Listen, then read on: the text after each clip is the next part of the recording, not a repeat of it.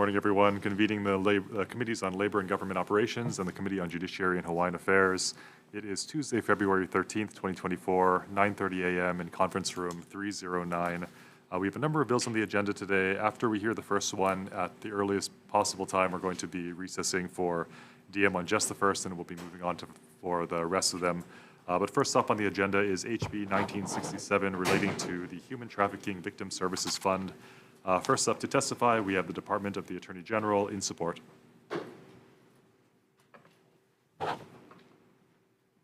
Good morning, Chairs Matayoshi, Chairs Tarnas, and committee members. My name is Julie Ibato. I'm with the Department of the Attorney General. I'm the administrator for the Crime Prevention Justice Assistance Division. Our department stands in support of House Bill 1967 to transfer the administrative role of the Human Trafficking Services Fund from the Department of Labor and Industrial Relations to the Department of the Attorney General. If you have any questions, I'll be available. Thank you. Okay, thank you. Chair notes that there are 4 other testimonies in support, but no one scheduled to testify. Is there anyone here to testify? Anyone else here to testify on this measure? Okay, hearing none. Members, any questions? I'll ask a question. Yep, Chair Tarnas. Thank you. The Attorney General, please. For those who are watching on TV, if you could explain why this is a good idea. There was a request made to our department, and I think it had to do a lot with capacity issues. The fund is a relatively small fund. The last time I checked, for the ending of the last fiscal year, they were under $3,000. The anticipation was our department would be able to consolidate that monies with other grant programs. Instead, we're looking at, we do have a different division that's separate from my own. It's the Special Investigation Prosecution Division. They are tasked with prosecuting human trafficking cases as well as some other offenses. But we're thinking to leverage this resource, because it's relatively small, to assist cases that they may be coming across to provide services. My division happens to have the capacity to manage the fund. Again, it's not a huge fund, and so we're willing to accept the administrative role. Okay, well, I appreciate that. I am concerned about how little money is in there, and that there may be additional money that is needed. So if we do move this forward and you do take on the administrative functioning here, I would be interested to get your input on the sufficiency of the fund and whether or not it's meeting its purposes. Thank you. Thank you, Chair. Yeah, Rep. Capella. Thank you for the HE. Following up on Chair Tarnas' question, can you explain where the funds come from for this specific fund? Because this law was passed a couple of years ago, correct, where it established the fund, and then it was supposed to be the prosecution of certain trafficking cases where funding would then come into this fund. Can you explain that a little bit more? Sure. It's offender-based fees, basically, due to the conviction of human trafficking cases. The courts can assess this fee that goes into the fund. To my knowledge, I think you folks provided a based amount initially, sort of a token amount to get the fund beyond zero, but I think there might have been just 2 deposits, and the dollar amount are $500 a piece. So that's what it is. So in my mind, are we not prosecuting enough of these traffickers? We know that trafficking, according to some of the testimony here, that it's still very common here in Hawaii. So I don't understand what the issue is. Yeah, I'm going to have to defer to my good colleagues over at the SIPT division, the Special Investigation Prosecution Division. They are staffed up, and I know they are working hard to investigate these cases. So in terms of over time, I think there'll be an anticipation to be a ramp up of these cases. Until then, we're sort of maybe in the developing stage of getting that ramped up. Okay, yeah. Thank you. Thank you, Chair. Members, any other questions? Okay, if not. If not, we'll move on to HB 1650. If I may, Chair, just to let my Judiciary and Hawaiian Affairs members know, we've got one more member. As soon as one more member arrives at the discretion of Chair Matayoshi, we will go into decision-making on our bill that we're hearing in joint committee. So if you could all just stay here until we get one more, and then we'll be able to move forward. Thank you very much. Thank you, Chair. Yep, no, we're sending out the bat signal. HB 1653 relating to education. First up, we have the Office of Collective Bargaining in opposition.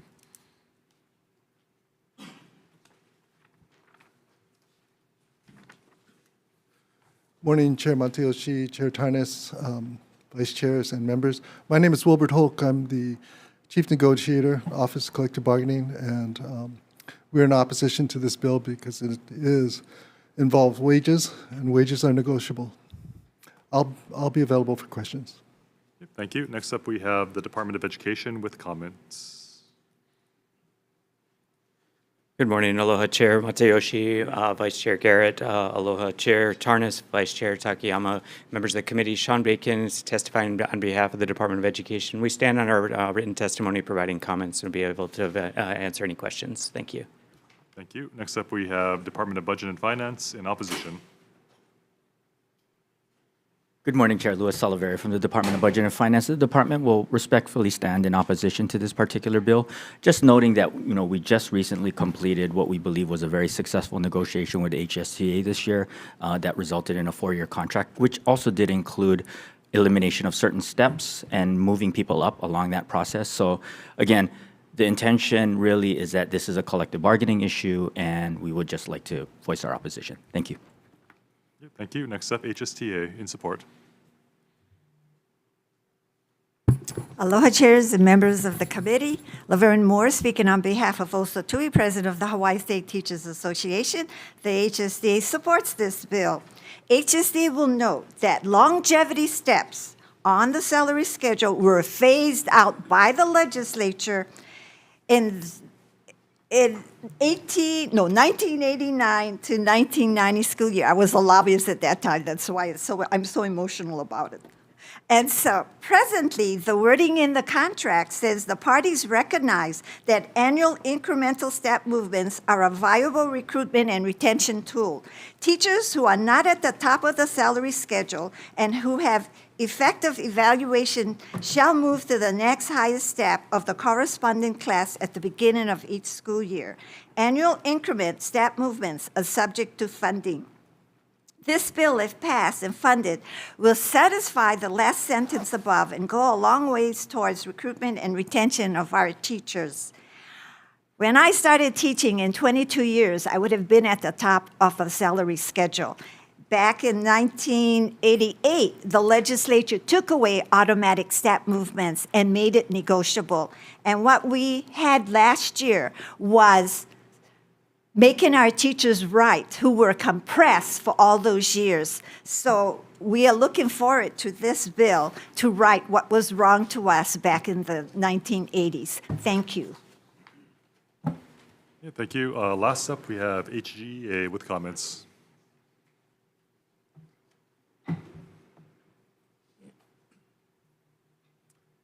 That is surprising. All right, anyone else here to testify on this measure? Members, questions?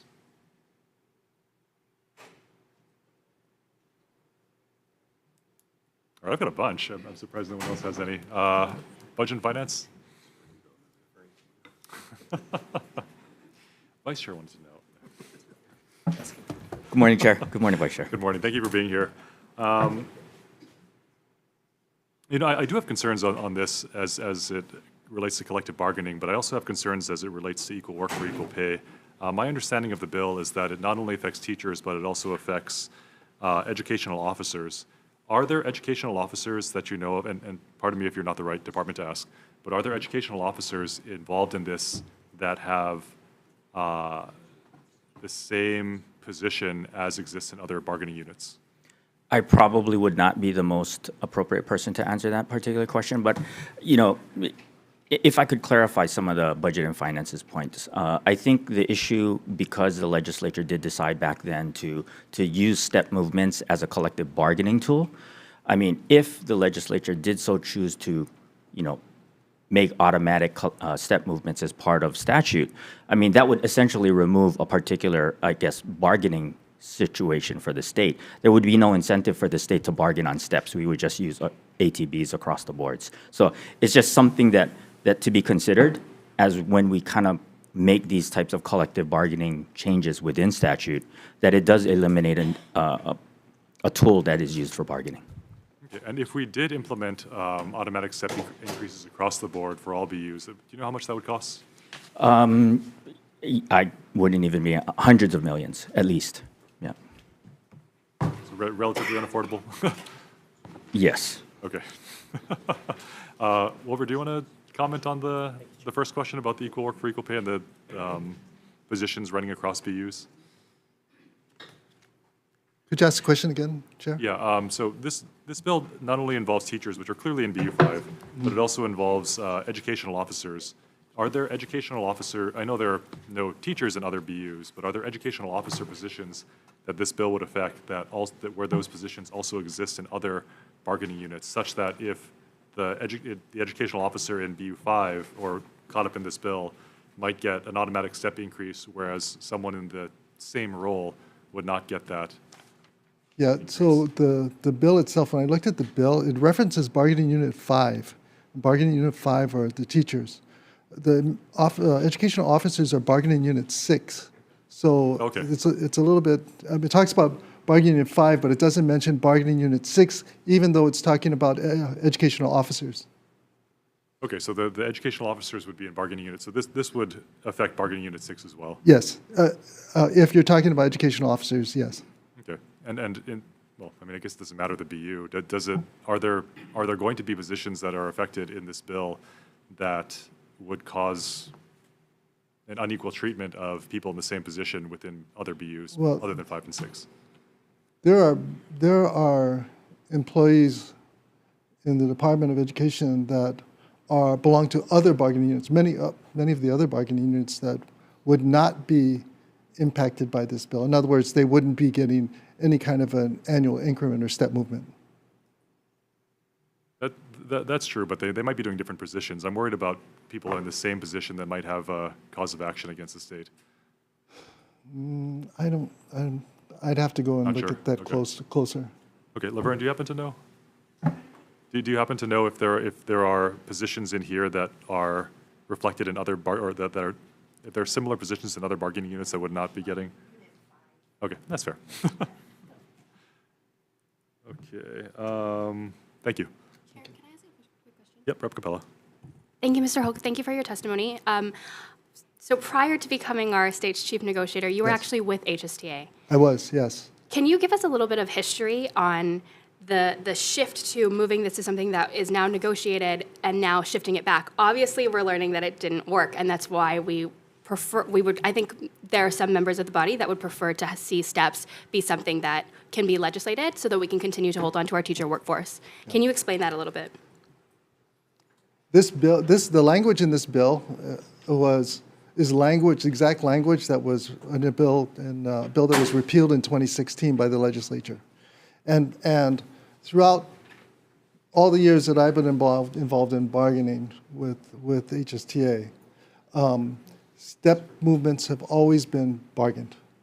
It's been made very clear. It was made very clear by the negotiators that step movements are something that belong in collective bargaining. It impacts wages, and so it must be bargained. Did you have any other questions? That was not the answer I was hoping for, but thank you. Yes. I mean, let me ask you, what I'm concerned is that we've got a certain size of pie, and if certain slices of the pie are getting automatically larger, it may eat away into other slices of the pie unless everyone kind of gets the same equal treatment. Is this a concern for yours in the collective bargaining process? Well, I agree with the Budget and Finance Director. If you're going to do annual increments for all employees, it's going to be a huge cost. Okay. But not but is doing it just for teachers affordable then? I'm sorry? Is doing just this bill more affordable? I mean, would this also be a huge cost?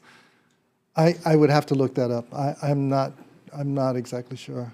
I'm sure it's going to be costly. Okay, I just have one more thought. Or anyone else have any questions? HSTA notes in Article 20 of their bargaining agreement, certain language that Laverne raised earlier. Was that specifically put in to allow the legislature to do a bill like this? I don't know what you're referencing, so if you could share it with me? Yeah, it says the parties recognize that annual incremental step movements are a viable recruiting tool and retention tool. Teachers who are not at the top of the salary schedule and who have effective evaluations shall move to the next highest step of the corresponding class at the beginning of each school year. Annual incremental step movements are subject to funding. Does that imply that part of the collective bargaining process was to allow the legislature, or was this put in anticipation of the legislature possibly passing a bill like this? I'm sorry, I can't answer that question. I'm not sure. Okay, I'll give you this. Maybe we could talk in a little bit. Okay. Laverne, did you have any thoughts before we move on?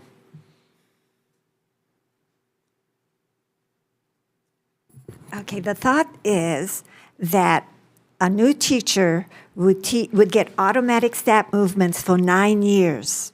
Then when you go to class 10, you stay there for 3 years. And then you go to class 11, 3 years. Class 12, 3 years. At the end of 22 years, you would be at the top.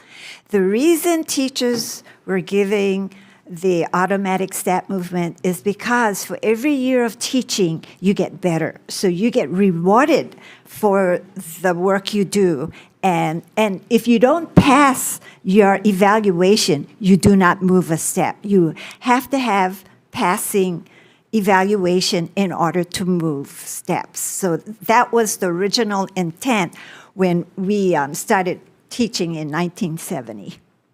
Okay, thank you. We're going to take a short recess for decision-making for the first bill. Recess.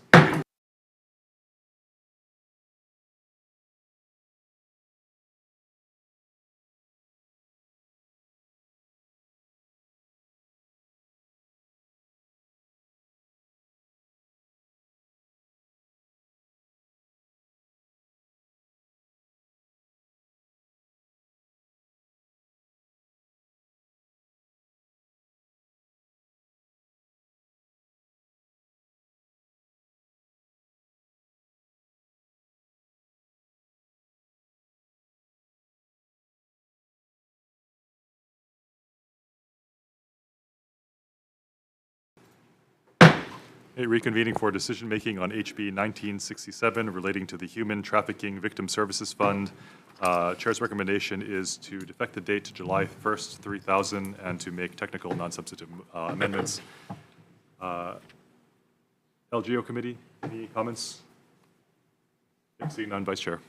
Thank you, Chair. LGO members voting on House Bill 1967. Chair's recommendation is to pass with amendments. Chair and Vice Chair vote aye. Representative Capella. Aye. Representative Martinez is excused. Representative Sayama. Aye. Representative Tam also excused. Representative Alcos. I'm here. Aye. Okay. Representative Alcos, aye. Thank you. Chair, your recommendation is adopted. Thank you, members. For the Judiciary and Hawaiian Affairs Committee, same recommendation. Any questions or concerns? If not, Vice Chair for the vote. Voting on House Bill 1967 with amendments, Chair and Vice Chair vote aye. Representative Evslin. Aye. Representative Ganadin is excused. Representative Holt. Aye. Representative Ichiyama. Aye. Representative Ilagan. Aye. Representative Kong. Aye. Representative Miyake. Aye. Representative Souza. Aye. Your recommendation is adopted. Thank you very much, and thank you, Chair Matioshi. Yep, thank you, Chair Tarnas. We'll take a brief recess. Recess.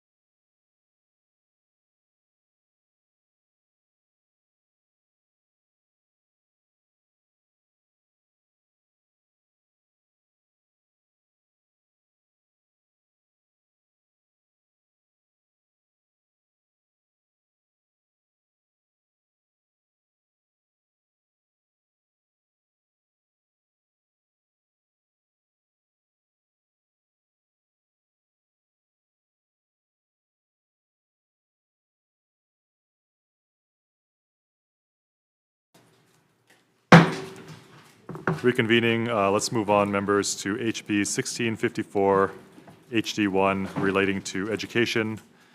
First up, we have the Attorney General's Office with comments.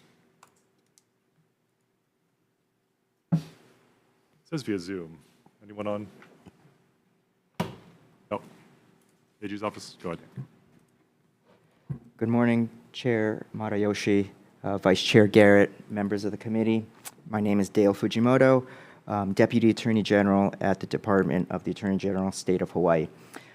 We provided written comments on the bill, some of which I'm not going to go over in detail, but just highlight some issues that we did raise in our written comments. The first is that the citation to the minimum wage statute, Section 382-2 should be, it looks like Section 387-2. The second is the reference to internship applicant. That reference is unclear and should be clarified in accordance with our written testimony. Thank you for the opportunity to testify. I'm available for any comments or questions. Okay, thank you. Thank you. Next up, we have DLIR with comments.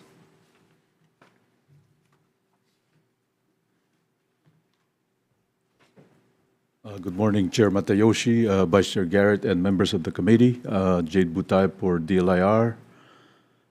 We stand on our testimony, offering comments, and great minds think alike, and we have the same concerns that the Attorney General expressed. Thank you. Okay, thank you. I don't want you guys copying each other's homework now, okay? Okay, Department of Education is next with comments. Good morning, Chair Matayoshi, Vice Chair Garrett, and Representative Capella and uncles. Wanel Kaneshiro, Workforce Development Branch for the Department of Education. We stand on our written comments. We stand on our testimony, providing comments. Thank you for this opportunity to testify, and thank you for your continued support for work-based learning. Thank you. Thank you. Next up, HSTA in support. Aloha, Chair and members of the committee. The HSTA supports this bill. We know that work experience on the job is more important than what is happening in the classroom. And we understand that business and organizations may be hesitant to offer such experiences. Without a program like this one that is proposed, how would we be able to train our new workers for tomorrow? Thank you. Thank you. Next up, Hawaii Food Industry Association in support. Good morning, Chair, Vice Chair, and members of the committee. I'm Alexis Chapman for HFIA. We stand on our testimony and support, and I'm happy to answer any questions. Thank you. Next up, Hawaii Kids Can in support. Aloha, Chair Matayoshi, Vice Chair Garrett, and members of the committee. I'm David Sun Miyashiro, Executive Director of Hawaii Kids Can. Hawaii Kids Can stands on our written testimony in strong support of HB 1654 with a few notes. We know we have to do more to keep our talented youth in Hawaii, ensuring they can afford to live in this state. Work-based learning provides an opportunity for students to build their skills and connections in collaboration with our diverse community of local employers. HB 1654 ensures that more of our employers and students can participate in these partnerships. Respectfully, our current status quo is that students are limited by what their schools are able to offer as part of their existing programs. There's so much abundance in our local community for work-based learning, so we have to do more in order to provide equitable access. By supporting employers, especially small to medium-sized businesses with grants, they can reinvest funding back into compensating interns and providing high-quality supervision and training. Hawaii has a number of work-based learning intermediaries that can help facilitate these grants. We also note that existing internship programs through agencies like DLIR are only available to those with a high school diploma or equivalent. This bill would complement and not duplicate what exists in our system. Each one of these connections represents a brighter future where our youth can achieve financial stability and contribute to Hawaii for many years to come. Thank you. Thank you. Next up, we have Chamber of Commerce of Hawaii in support. Aloha Chair, Vice Chair, members of the committee. Eliza Talbot, Vice President of Business Advocacy for Chamber of Commerce Hawaii. Thank you so much for the opportunity to testify today. We stand in strong support of this bill and really echo the sentiments of Hawaii Kids Can, and we're really proud to partner with them on this bill. We really see it as a way to build our workforce, which we know we have severe shortages in every industry right now. So we really are also focused on small businesses with this bill because it's really costly and difficult for small businesses to set up internship programs, but we think that this gives them a great opportunity to align. And the Chamber works with several schools as it is now to do these types of opportunities, but as David said, it's hard if the schools don't already have that system in place. There's a lot of underserved communities for internships. So really support this bill, and we're here for any questions. Thank you. Thank you. That's all the testifiers we have signed up. Anyone else here to testify on this measure? Members, any questions? Rep. Capella. DOE. Thank you for your testimony and thank you for being here. In your testimony, you folks note reservations. Is the program that Mr. Miyashiro mentioned, is that the one that you're referencing might overlap with DLIR, or is that a separate program? Our thoughts was that we currently have mechanisms in place to contract intermediaries to help support our work-based learning efforts. In reference to DLIR, DLIR currently has funding for high school student internships, and there is a bill currently on the Senate side, I'm sorry, I don't know what the number is, that will allow for DLIR to use the student internship funds for internships in private sectors as well. So we think that that will help support our smaller and medium-sized businesses. Okay. And then also, one of the things you also mentioned is that the department can already do this. Can you expand a little bit more on the programs that are available? Because it seems like maybe, I don't know if this is necessary, if you can already do it. That's just, I don't know, can you expand on that? So we do currently have vendor list in place for intermediaries, which Chamber of Commerce Hawaii is on, as well as our Hawaii Workforce Pipeline. And our complex areas do have the capacity to be able to contract intermediaries if they have to. They also have the capacity to promote student internships within their complex. At the state level, I've been lucky enough that the legislature a couple years ago established positions for workforce development branch. So a lot of the work that we are doing is working with our business partners to be able to also establish work-based learning opportunities for our kids, whether it's internships, mentoring, and so forth. And these are available in all complexes? Yes. Okay. Just, Chair, a quick question for Mr. Miyashiro. Hi, thank you for your testimony. Okay. Have you folks worked with DOE on the mechanism that already exists, and what were the barriers that you faced? Yeah, so a few things and I'll address the first part about DLIR as well. So what I was referring to is the Hele Imua program, which is, I think, a fantastic program. But again, pointing out that is for folks who have high school diplomas or equivalent.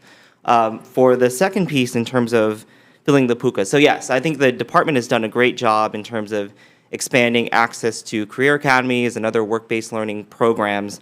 But I think, the point I was trying to make in my testimony is, depending on what the school prioritizes and how much capacity they have inside that school, that will determine, what kinds of programs the student can access. And so I really view this program as kind of maybe filling that last mile. And so for students who are experiencing pukas and then responding to those employers, especially the small, the medium-sized businesses that, have expressed interest to schools, or even partners like the Chamber of Commerce that, hey, we want to get in the game, we want to support our kids, we don't know how, or we don't have the capacity on hand to provide that kind of quality supervision, this would fill that puka. So it's not filling the broad need, but it's really kind of getting those slice of students who right now aren't getting what they need. Okay, so would it just be up to the nonprofit that ends up coordinating with the DOE to establish these grants?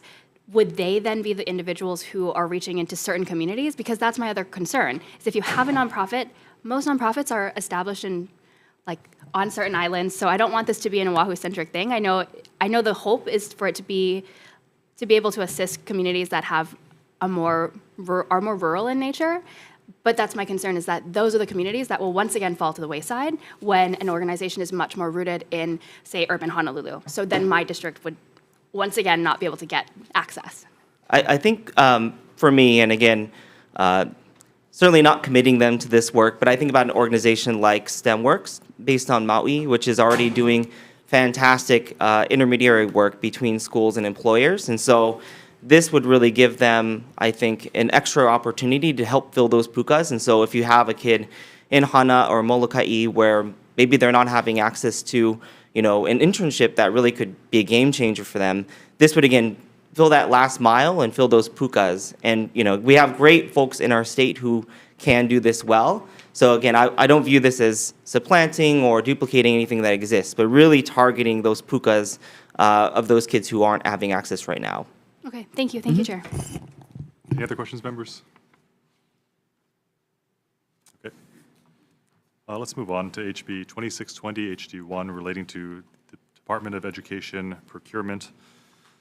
First up, we have Department of Education. In support. Yes, good morning, Chair, Vice Chair, committee members. Kurt Otoguro, Deputy Superintendent, testifying on behalf of the Department of Education. We stand on a written testimony in support. Answer any questions. Thanks. Thank you. Next up, State Procurement Office with comments. Good morning, Chair, Vice Chairs, members of the committee. Bonnie Kahakui with the State Procurement Office. We stand on our written testimony. We opposed initial language from 15 to 100,000, getting minimum of 3 quotes. We did offer comments and suggestions to revise the language that we feel would be more acceptable to the State Procurement Office and hopefully to the DOE as well. Thank you. Okay, last up, we have Hawaii Public Health Institute in support.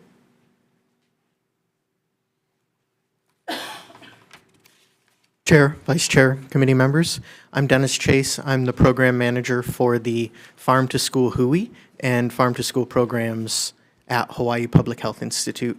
We are in support of this measure, basically because there are over 7,000 farmers in Hawaii, and most of them are very small. Some are medium-sized, and we feel that this would open things up and make it more reachable for those small and particularly medium-sized farmers to be able to provide local food to the DOE within their islands or regions. Thank you.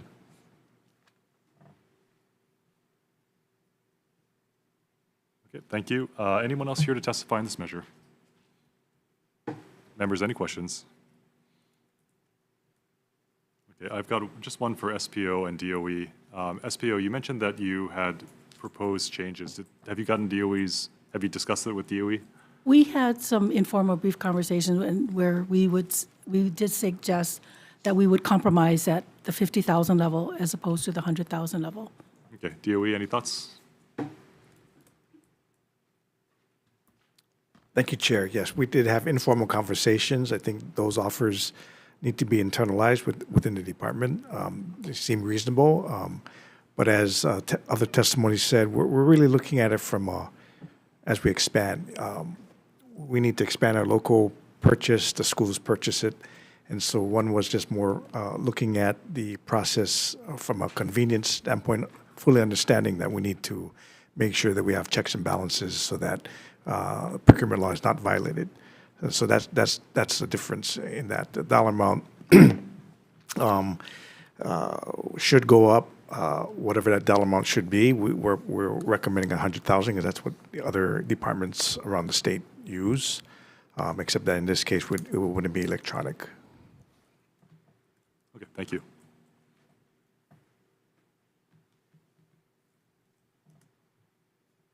Okay, last on the agenda, we have HB 1530 relating to fire protection. We've got a couple of testifiers today. First of all, the Hawaii Fire Department with comments.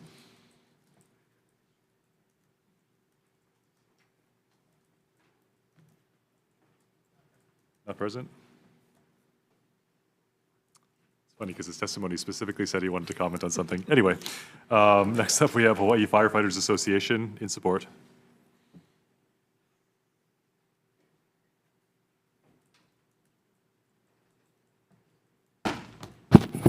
Good morning, Chair, Vice Chair, members of the committee.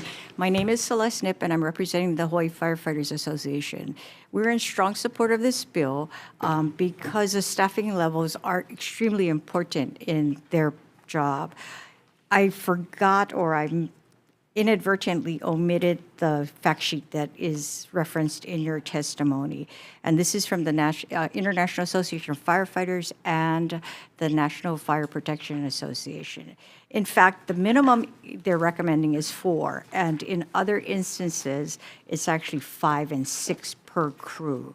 So there certainly is certain companies in certain counties that run less than 4 on kind of on a daily basis. And unfortunately, I think the Big Island is one of the ones that really does need some more assistance. But thank you for your for your time. We strongly support this bill. Thank you. Thank you. Anyone here to testify in this measure? Is BNF still in the building? Okay. Members, any questions? Yep. Capella, Rep. Capella. Celeste, Ms. Nip, I was wondering, on Hawaii Island, is the issue, and wherever else there may be shortages, is that a workforce shortage? Numbers. I think it's a matter of the employees. You have to consider that you have certain amount of firefighters, but you have to account for vacations, sick leaves, special assignments outside of the stations. So training, administrative work that they're doing. So it is a matter that numbers. And then if you want to call back people, they may not be available to supplement the crews. Okay. Thank you. Thank you, Chair. Vice Chair. Thank you, Chair. Ms. Snip, please. Sorry. Getting your steps in. This is getting tough. Sorry. Do we currently have a pretty major shortage when it comes to firefighters across the state? By position counts, I don't believe so. But I think the position counts are lower than they should be, in my opinion. Because of, like I said to Representative Capella, we have a number of members that are not online. They are in the bureaus, in the administrative offices, and then we have people on workers' comp, sick, vacation, and an assortment of other leaves that they are unable to be in the stations. Okay. Would we need to increase the amount of FTEs to meet this new ratio that's being proposed? I couldn't, I think Chief Todd would probably speak better for his department, but I believe you would, in my opinion, that you would have to increase the full-time people. Right. We want people, we want firefighters in the firehouse, on the trucks responding. So that's where it's really, Big Island, 3 people. You got the captain, you got the driver, and you got the firefighter. They go to an incident. The driver is working on the truck to get the water through the truck to shoot the water. The captain is probably the incident commander, and then you have left with 1 firefighter. And you can have additional companies come, but there may be a delay. So that's becomes problematic. Okay, no, I understand and appreciate that. Before you run away, one more question. Okay. Have issues like staffing levels historically been handled through collective bargaining? We understand that's a challenge. We certainly recognize Chapter 89. But I think the intent of the legislation, we support that. We will work out, we always work and we try to work with the councils because the majority of firefighters in our unit, our bargaining unit, are county employees. So we try to work with the departments and the council to increase staffing or request increased positions. Okay, and when does your current contract expire?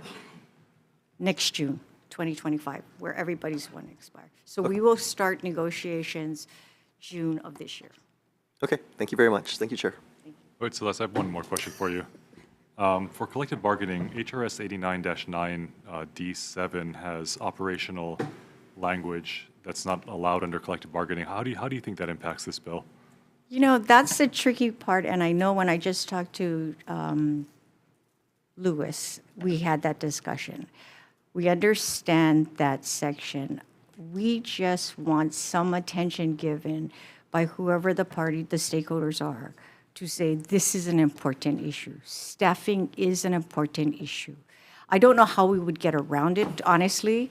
I do believe that this is an important issue that should be brought to the legislature, and perhaps we could discuss that at another time or through another bill. But the government can do this right now without this bill because it has control over operations, right? If that's a good way of thinking it, I probably agree. Okay. Okay, thank you. Thank you. Members, any other questions? Okay, hearing none, we'll recess for decision-making. Recess.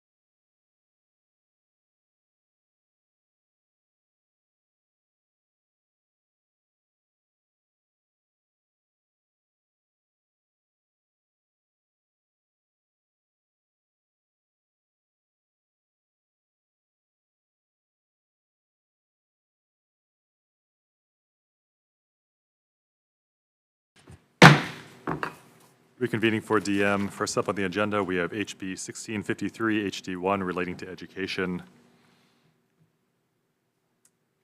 Chair's recommendation is to pass this as is, noting it already has a defective date. I will be putting in the committee report this committee's concerns with equal work for equal pay issues, and honestly, that the only fair way I can see of dealing with that is by making mandatory step increases across BUs to make sure that no two workers with the same position between two BUs are left without with similar or with different benefits. Members, any comments on this measure? Okay, Vice Chair for the vote. Okay, thank you, Chair. Members voting on House Bill 1653. Chair's recommendation is to pass unamended. Chair and Vice Chair vote aye. Representative Capella. Aye. Representatives Martinez excused, as is Sayama and Tam. Representative Alcos. Aye. Thank you. Chair, your recommendation is adopted. Okay, thank you, members. HB 1654 relating to education. Chair's recommendation is to adopt the AG's amendments, both of them, and for technical amendments needed for clarity, consistency, and style, noting this already has a defective date. Members, any comments? Vice Chair for the vote. Thank you, Chair. Members voting on House Bill 1654 HD1. Chair's recommendation is to pass with amendments as in HD2, noting the excused absences of Representatives Martinez, Sayama, and Tam. Anyone voting with reservations or nay? Chair, all members vote aye. Your recommendation is adopted. Thank you, members. Next up, HB 2620 HD1 relating to the Department of Education procurement. Chair's recommendation is to pass this as is, noting that there's already a defective date on there, but I will be noting in the committee report that there is a possible agreement between DOE and SPO on a lower amount. So if that can come to an agreement, I encourage you both to put that in your testimony for the next committee. Members, any comments? Vice Chair for the vote. Thank you, Chair. Members voting on House Bill 2620 HD1. Chair's recommendation is to pass unamended. Anyone voting with reservations or nay? Chair, all members vote aye. Your recommendation is adopted. Thank you, members. Next up, we have HB 1530 relating to fire protection.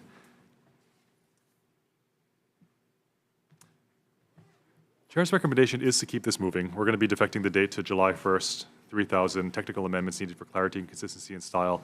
I am going to put a recommendation in the committee report to delay the effectiveness of this until July 1st, 2026, to allow for the next bargaining period to happen. Chair is a little concerned that there are collective bargaining issues here, especially as they relate to personnel, but I'm going to let the next committee figure it out. Any comments? Okay, if not, Vice Chair for the vote. Thank you, Chair. Members voting on House Bill 1530. Chair's recommendation is to pass with amendments. Anyone voting with reservations or nay? Seeing none, Chair, your recommendation is adopted. Okay, thank you, members. Moving on to our DM onlys, we've got HB 2069 relating to the Department of Accounting and General Services. Chair's recommendation is to defect the date to July 1st, 3000, and we're also going to be greatly narrowing this bill per DAG's and HGA's collective efforts. It will now read Section 1, subsection B9 will read, have the discretion to employ persons within the Comptroller's office that shall be exempt from Chapters 76 and 89 in support of communications, change management, and business process improvement programs as part of the state's IT modernization efforts. Those are the only changes with the rest of that section. I don't want to read the whole thing. Members, any comments? If not, Vice Chair for the vote. Thank you, Chair. Members voting on House Bill 2069. Chair's recommendation is to pass with amendments. Anyone voting with reservations or nay?